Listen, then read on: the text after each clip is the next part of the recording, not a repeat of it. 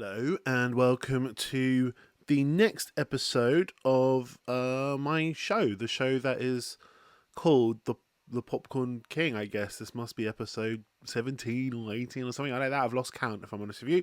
And I'm here to talk some movies, some TV series that I've seen. I'm sitting on a chair. Usually I do all these reviews standing up, but today I'm sitting on a chair. We're going to see how that feels. But it's exciting to do something different, right? And without further ado, I want to get straight into the studio. So the studio was a TV series on Apple TV, I guess, and it's the new Seth Rogen TV series starring Seth Rogen.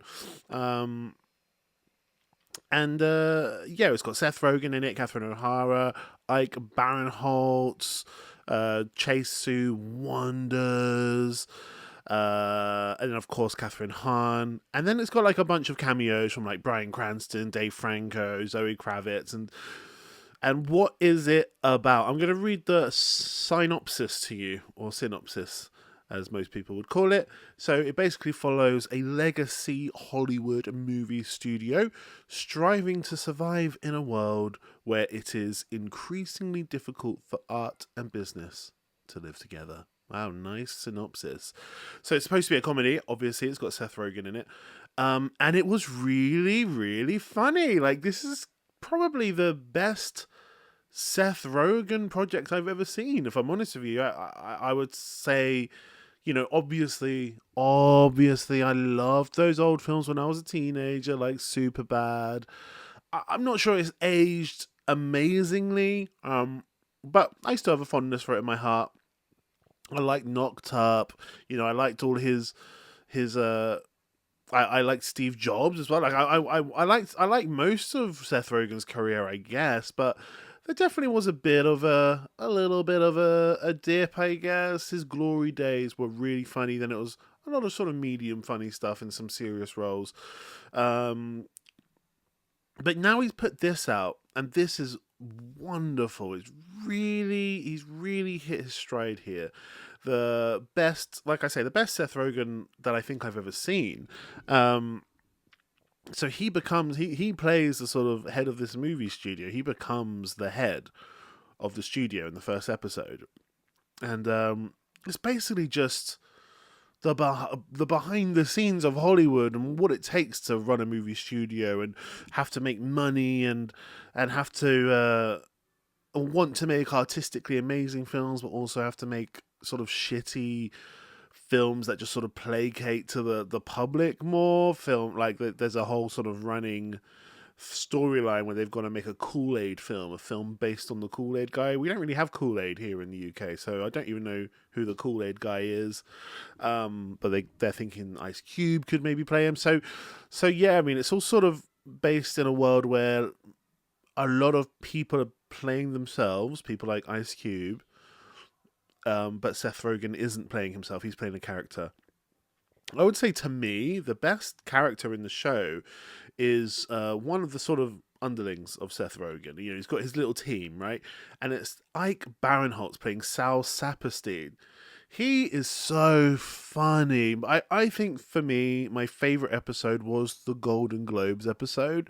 So that whole episode, there's going to be a little bit of spoiler in this, but this was such a funny joke to me. It was so silly. My favourite kind of jokes are silly, goofy jokes. And in this whole episode, it's about Seth Rogen, who's the head of the studio, and he's got a film that's up for a Golden Globe, right? And that this is a film that Zoe Kravitz is in. Zoe Kravitz is likely to win the award, and Seth Rogen wants nothing more than for Zoe Kravitz to say, when she's giving all the thank yous in her speech, he wants nothing more than for her to say, and I want to say thank you to Matt Remick, Seth Rogen's character, the head of the studio. Like, that's all he wants. He wants to be thanked in a speech. He's called his mum. He's like, yeah, I'm definitely going to get thanked in the speech. It's definitely going to happen. But on the way in, one of his underlings, and his underling is kind of So this Ike Barinholtz character, Sal Saperstein, he's a bit arrogant. He's a bit of a bully. He's a bit of a tryhard, I think is the best word to explain. Like he tries so hard, and he's a bit of a know-it-all, and maybe he's not the most sympathetic character. But in this episode, you bump into the actor. This is so convoluted for me to have to tell this joke. Like, you have to watch the whole series to really get this joke. But you bump into the character. Oh God, what's his name? The actor from Parks and Rec, the actor from Severance. That guy. What's his name? I'm gonna look him up. Severance. And he's playing himself in this. Adam Scott, of course. I had the name Adam Scott in my mind, but I was like, okay, I'm going to say Adam Scott. But then I double thought, and I was like, wait, is that the guy from The Office? Is that the name of the lead guy from The Office? But no, his name's Michael Scott, obviously. But yeah, so they bump into Adam Scott, right? Now, Adam Scott is playing himself. He's playing Adam Scott. And so Seth Rogen, he's walking in with Ike Barinholtz, and he's telling Ike Barinholtz, I want to get mentioned. I just want to get mentioned in the shout outs. I want to be thanked by Zoe Kravitz. And they bump into Adam Scott, and Adam Scott says, "Oh man, Ike Barinholtz let me sleep on his sofa." For like, a year or whatever, however long it was. And, I just, I haven't seen you for so long, Ike Barinholtz. It's been so long, I can't believe this. We were both like, this was years ago at the beginning of our careers, and look at us both now. We're both attending the Golden Globes. And you realise Ike Barinholtz did a really nice thing when he was younger. And maybe him being a sort of bully, try-hard guy now is just because of like the weight of Hollywood sort of bashing him down. But he might have been really nice to Adam Scott in the past. And anyway, so Adam Scott wins some kind of comedy award, and he, just for the fun of it, he goes, you know what, I'm thanking my mum, I'm thanking everyone else, but you know what, the other person I want to thank, who I bumped into today and I haven't seen him for ages, is Sal Saperstein. Now, Sal Saperstein is sat all the way at the back of like the Golden Globes, because he's just not famous enough to be at the front with Seth Rogen and Zoe Kravitz and everyone. So he's sat all the way at the back, and like, he can't believe he got a thank you, and he stands up, the camera's on him, and he's like, oh my God, I got a thank you, yeah. So that's the first thing. But then everyone's like, who the fuck is Sal Saperstein? And then each individual person who then goes and wins a Golden Globe after, they're thanking their manager. I want to thank my mom, my dad. And you know what? It becomes like a running joke in the Golden Globes. They go, you know what? I also want to thank Sal Saperstein. And he's all the way at the back, and he's like standing on the table with his hands in the air going, yeah! And it's like so funny, because Seth Rogen just wants to get thanked, and he's the head of the studio, and he's tried so hard, and this Sal Saperstein bully guy is getting thanked by everyone and getting so much coverage, and he's standing on the table, and it's just a great silly ass joke, and I loved it. The other episode, which was wonderful, is the one-up. There's loads of episodes that have long shots. It's like almost like every scene is just one shot. And obviously we've had Adolescence this year, which is that Netflix series, which is famously all just one shot. But yeah, the one-ers in this are great, and the rehearsal it must take, the planning and stuff, it's just really exciting. And then I'm just going to come down to one little problem just to end this little review off of the studio. One little issue I've got, and it's a very small issue. It doesn't bring this down for me really too much at all, but one character sort of inconsistency. So Seth Rogen's character, right? He becomes the head of the studio. Now, sort of the main bigwig is Bryan Cranston, and Bryan Cranston says, I want you to be the next head of the studio. So at the end of the first episode, it's Bryan Cranston basically giving Seth Rogen the keys to the kingdom. He goes, but I'm only going to give the movie to someone who's going to make the Kool-Aid movie, basically. I want someone who's basically just going to sell out. And Seth Rogen, he just wants to make art. He wants to make money still, of course. He's got his business head on. but he wants to make art and he wants to make great movies that people are going to revere. That's his whole thing in the first episode. And that's kind of supposed to be his thing throughout. Like, there's an episode where he's talking to a bunch of doctors and he's talking about the sort of importance of art and trying to defend art and what it is that movies can do for people. But he kind of his character sort of flip-flops throughout, if I'm honest with you. He doesn't really remain consistent on that pilgrimage of art, like the defense of good art over everything else.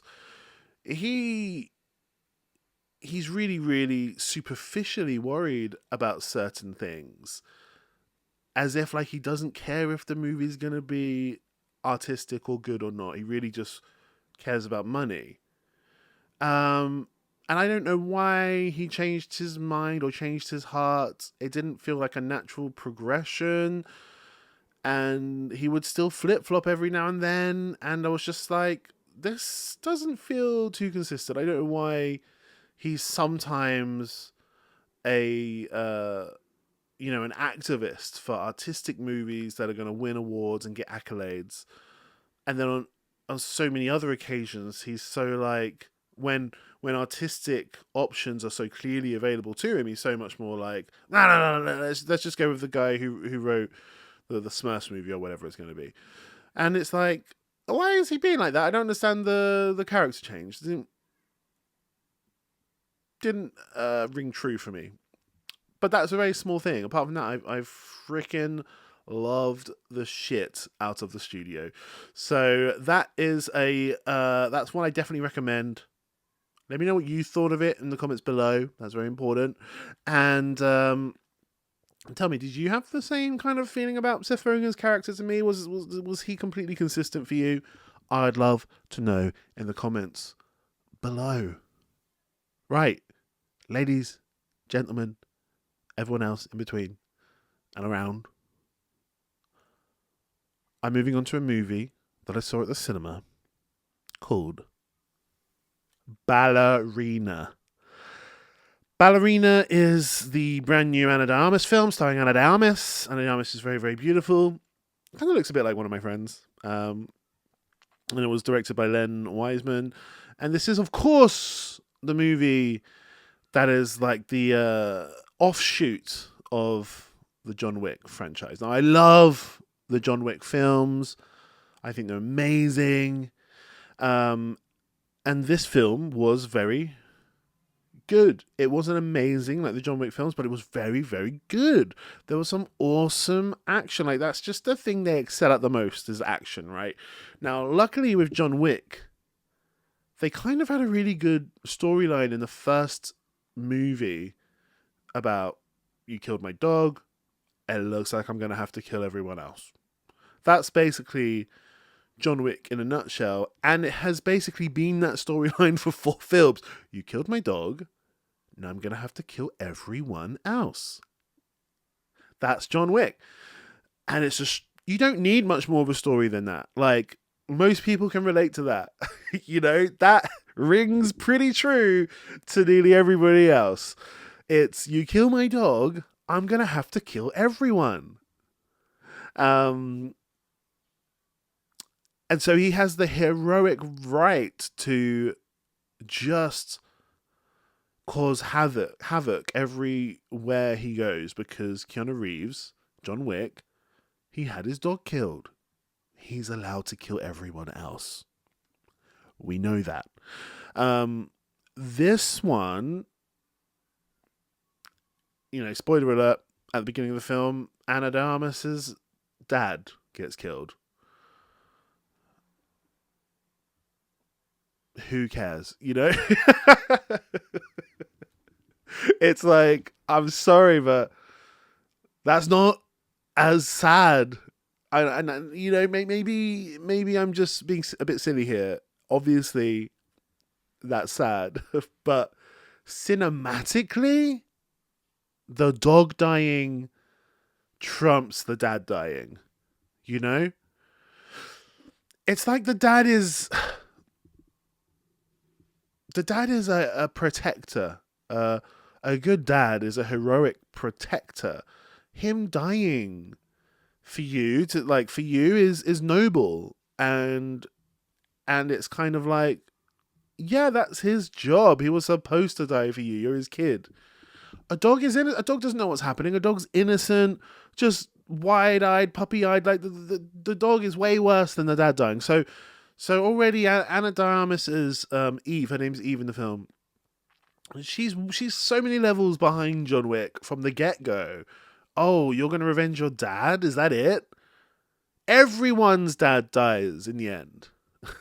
You know, like of course everyone's dog dies as well, but you know, it's just you're starting on the back foot. I'm afraid. I'm so sorry to say it, but that's just true. You're starting on the back foot. Cinematically, someone killing your dog is the worst thing that you can do. It's just the worst. So you're behind, but the action is great. It might be a little bit unjustified because, hey, what are you doing? Only your dad died. It's not like someone killed your dog.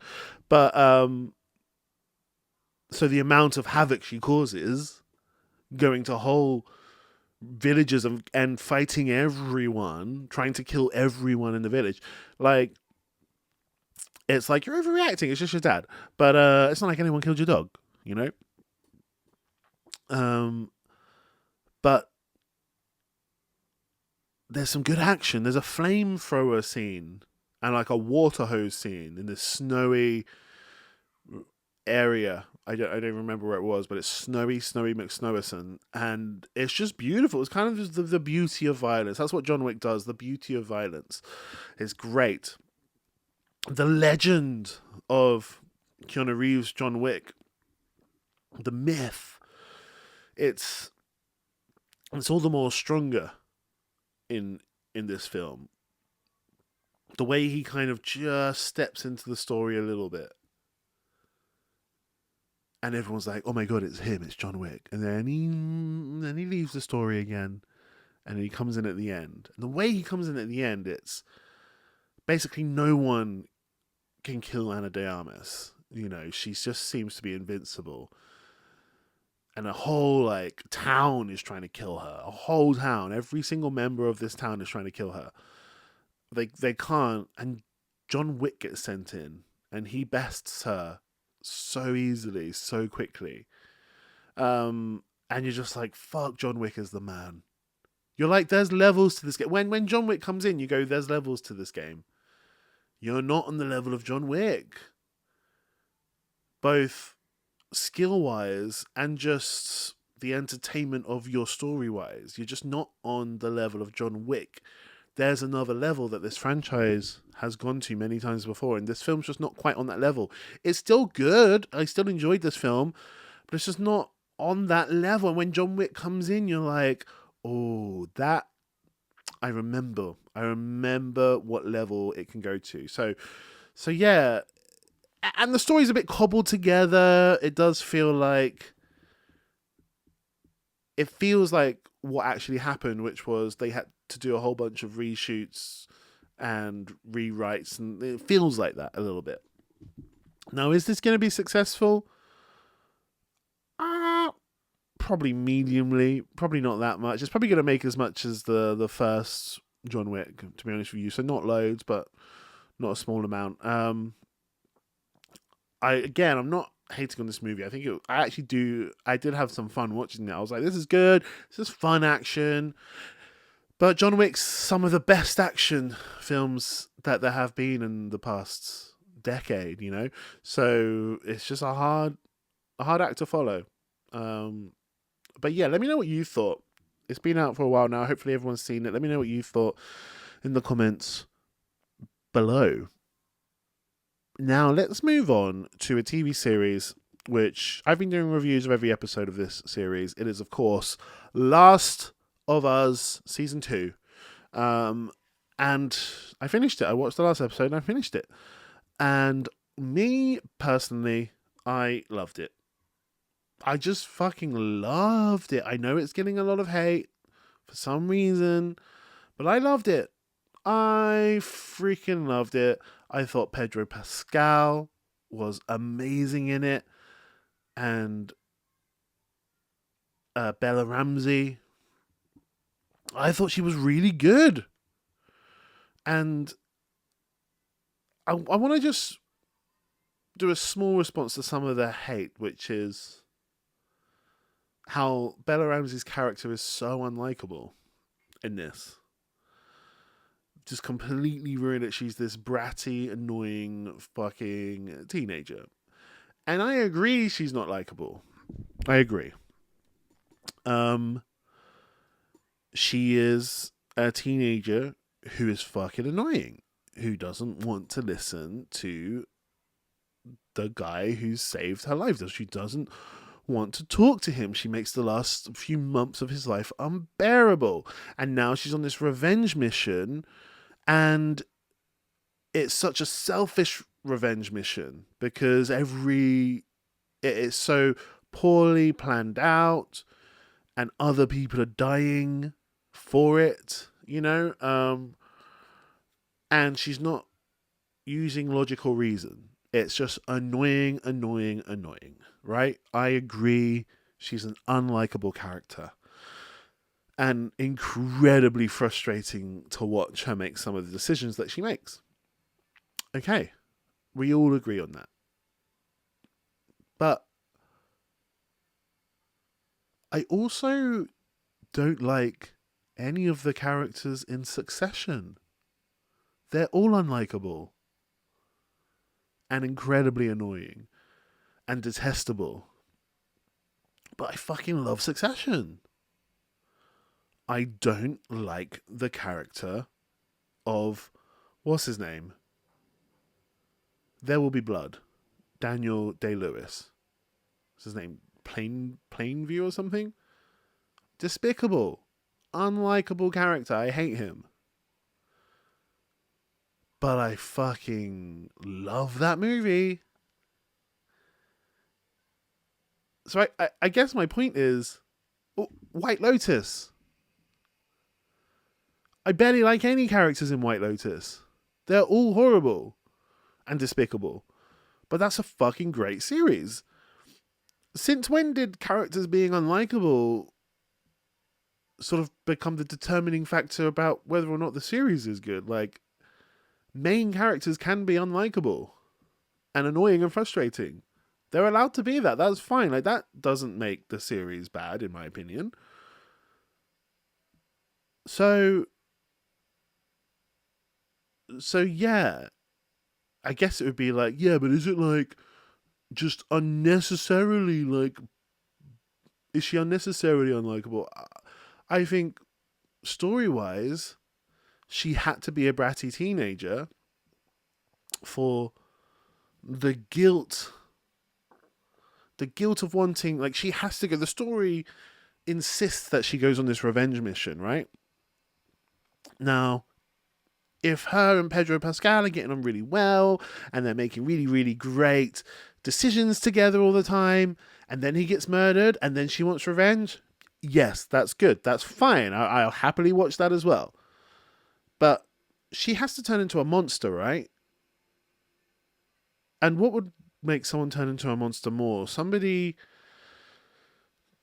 who loved this person and was great to this person, and then that person dies, would it make him turn into a monster? Maybe. But what about somebody who loved this person but wasn't great to this person over the past few months, and then that person dies, and then you're riddled with the guilt of sort of ruining the end of his life, and you don't know where to put this guilt other than into this revenge mission?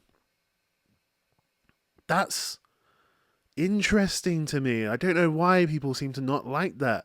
She was this brat and she kind of had a little bit of a reason to be a brat. I don't agree with her reason, but, Pedro Pascal lied to her.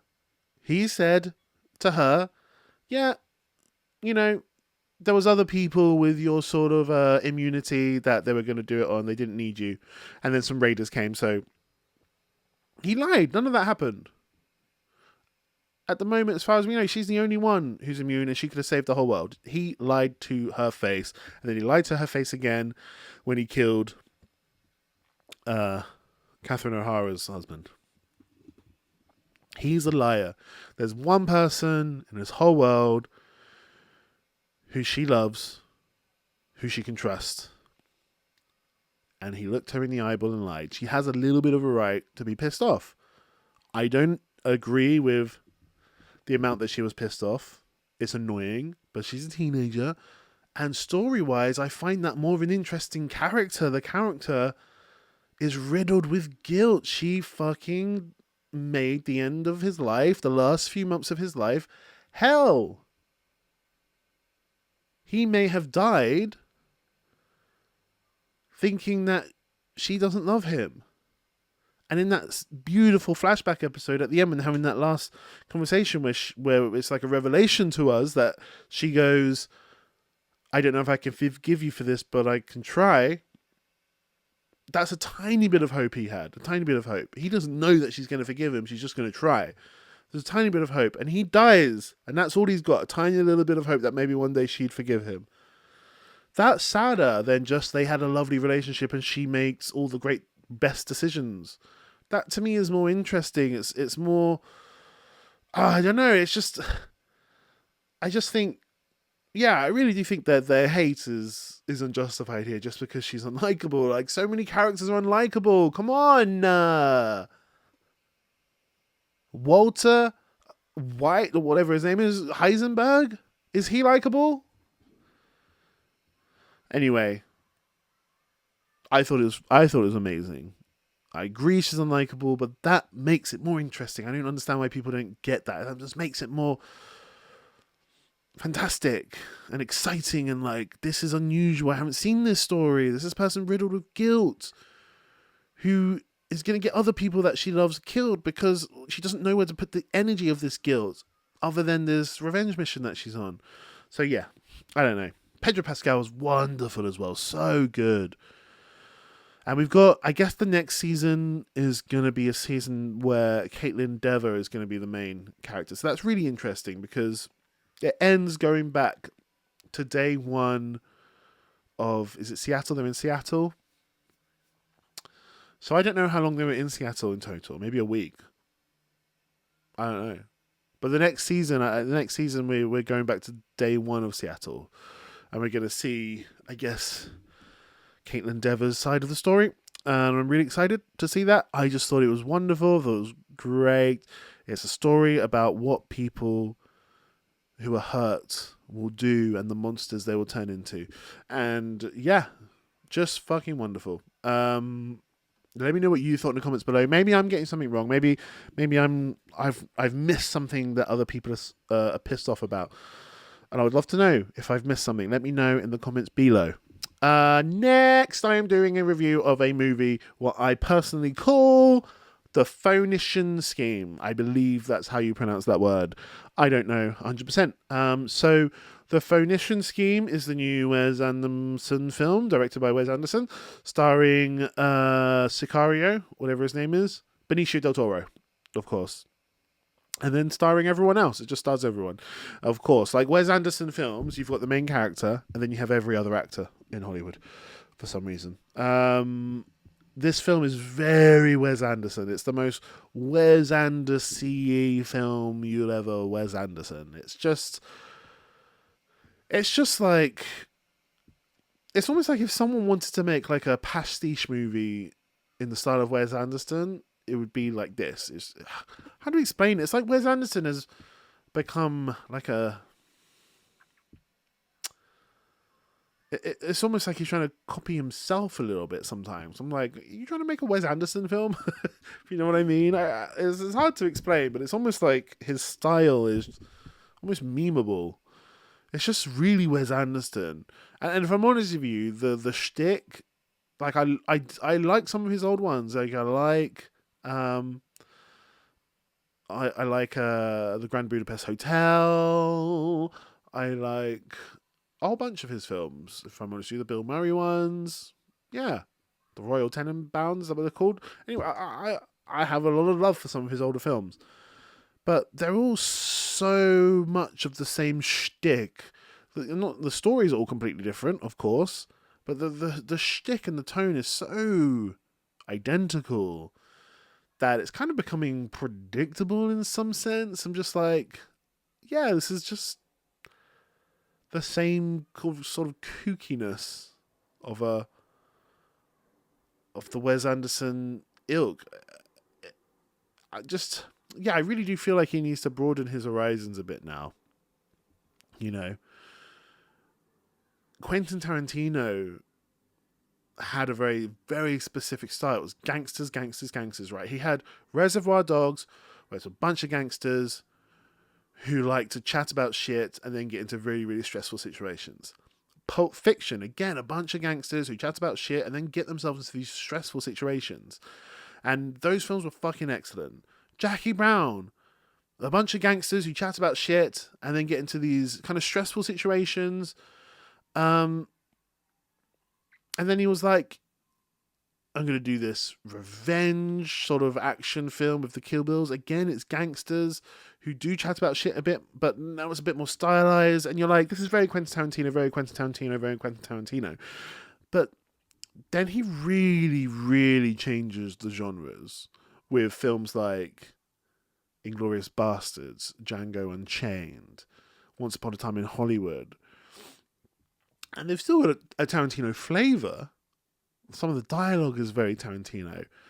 But it's not like he's become like a one-trick pony, if you know what I mean.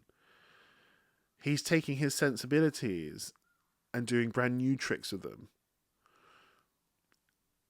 It's like, I really feel like Wes Anderson needs to do that. He needs to make something else. Like, they're becoming predictable. The palette, everything looks the same. His films look very similar. They smell the same. They taste the same.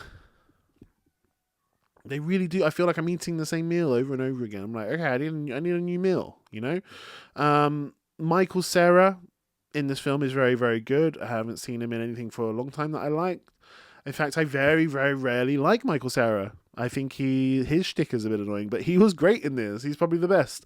And then, of course, the best scene is a random-ass basketball scene with Tom Hanks and Bryan Cranston and Benicio del Toro, and this sort of basketball competition. And it's a really great scene. Funny. Again, Wes Anderson is a great writer. He's got the goods. He's got the talent to make fun scenes and good scenes, but he makes them all sort of taste the same in the end. And it's like it's kind of frustrating for me a little bit, I have to say. It's time for him to take a big swing in a different place. Like, make a horror film. Make a film that is genuinely scary with your sensibilities, Wes Anderson. A genuinely scary film. That's what I would like. I'd like him to make, the next Exorcist film. And it can't just be like not scary. It needs to be scary, and then bring some of your tricks to that and then learn new tricks, That's what I would like. But what do I know? Maybe people love this film. It's Wes Anderson. If you like Wes Anderson, you're going to like this film probably. So this is the Phoenician scheme. Let me know what you thought in the comments below. Maybe I've missed something again, but I'm just a bit Wes Andersoned out, if I'm honest with you. Let me know what you thought in the comments below. Next, I am doing a review of the second episode of Black Mirror, Bête Noire. This is the second episode of the most recent season of Black Mirror. And what did I think of this episode? So let me give you a little synopsis. Confectionery whiz kid Maria is unnerved when her former schoolmate Verity joins the company she works at because there's something altogether odd about Verity, and something only Maria seems to notice. Really good concept. The way it kind of plays out is our main character, who is Maria. We've got Maria, right? She's our main character. She starts to get things wrong. She starts to presume things are facts when they're in fact not.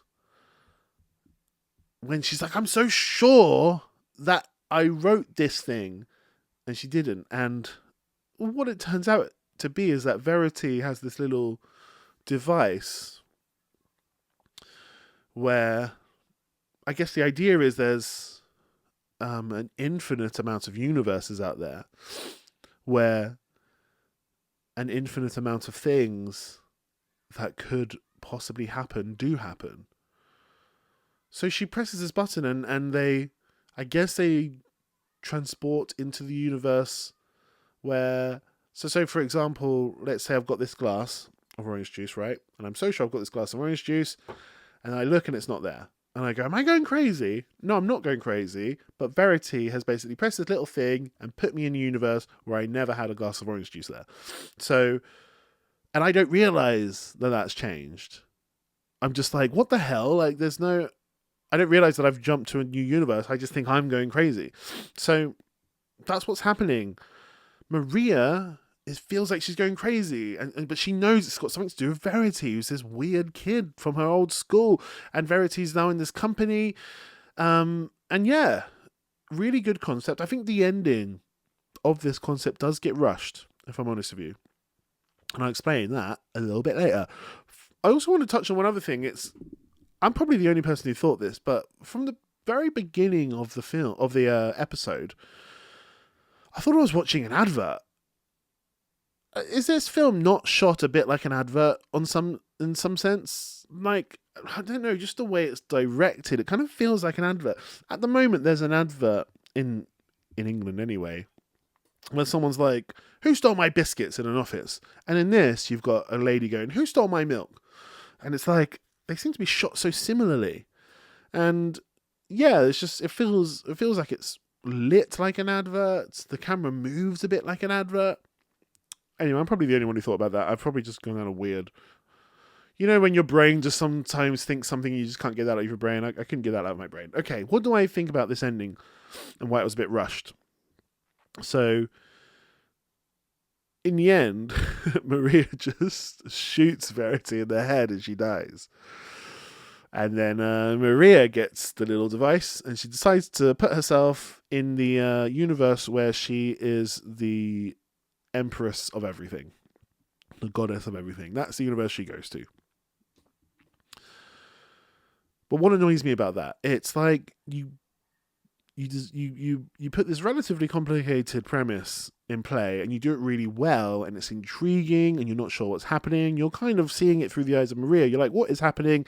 And as the storyline unfolds and unfolds and unfolds, you realize what's happened. And then you just shoot Verity in the head and you win. And it's like, oh, you know what I would want, especially from a show as amazing as Black Mirror, especially with a writer who's as imaginative as Charlie Brooker. You want the premise to somehow be used to defeat the antagonist, to defeat Verity. You want to somehow use this premise to defeat her. You know what I mean? Now, how might that play out? So, you know, what can Verity do? She can just, basically anything she wants to happen can happen. Absolutely anything she wants to happen can happen, right? But she can't like go against the rules of logic, right? There are some ways, there are some things she can't do. There are some universes that won't, that just, there's not a universe out there that can have defied the laws of logic. Now you might go, why not? You know, if it's infinite, then maybe we could. And it's like, no, I don't think you can. I think some things are just necessarily true. They're just necessary. Like, they just cannot be another way. For example, you can't have a square, a triangle square. You can't have a triangle with 4 sides. You know what I mean? That would just be a square. You know, you can't have a shape that only has 3 sides that has 4 sides. It's just not possible. It's just that's a necessary true thing. It's laws of logic. They cannot be done. You know, so maybe she could do that. That there was a bit where it was like, where, you know, Maria, you were supposed to be in this meeting and you were up here with the milk. You know, that there could have been a bit where she tried to change the universe to the thing where yeah, she wasn't at the meeting, but she was up there at the milk. She could have changed the universe but made a mistake in some sense, being like, yes, she was at the meeting but also upstairs with the milk. Like, it's just not possible. That defies the laws of logic. She cannot be there and over there. Like, little things like that. There are certain things that could have happened where you use the premise itself to defeat her, to prove Verity's bad intentions. Now, it would have been difficult to do. I'm not saying I could have done it, but I feel like someone like Charlie Brooker could have. That's what I'm saying. There are little things that you can still do with somebody who can basically do anything. There are things they can't do, like defy the laws of logic, you know? But that being said, it's still a really great episode, just apart from the rushed ending. It's just like, no, we just shoot her. We're just going to shoot her. Which, you know, maybe they just ran out of time. I guess they're on some kind of time constraints making these series. There's lots of money put into them. So yeah, he just shoots her. But what was also really funny, I found, was the whole thing like, oh, I've got a nut allergy. And then she presses the thing and they go to a universe where nut allergies don't exist. And so she's like, I've got a nut allergy. And they're like, what's a nut allergy? Why do you keep saying nut allergy? They keep like, they pronounce it just ever so slightly different. So it's like nut allergy. And I found that was a really funny little device. They should have done more of that. But yeah, so, you know, not a top episode.